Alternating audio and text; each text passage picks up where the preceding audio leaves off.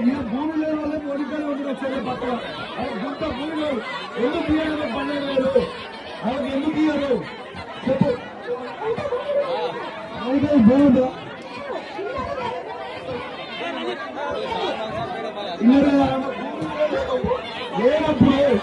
లేనప్పుడు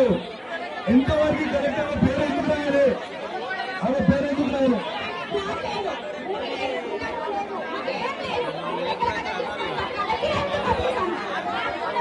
పేరేందక్క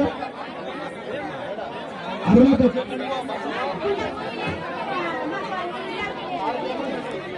పేరేందక్క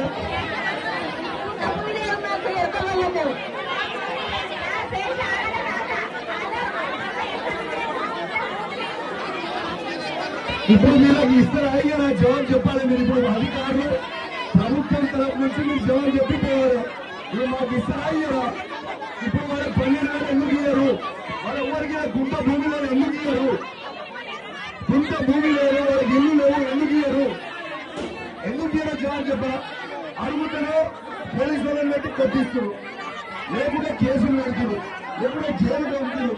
మరి ఇది ఎంతవరకు కరెక్ట్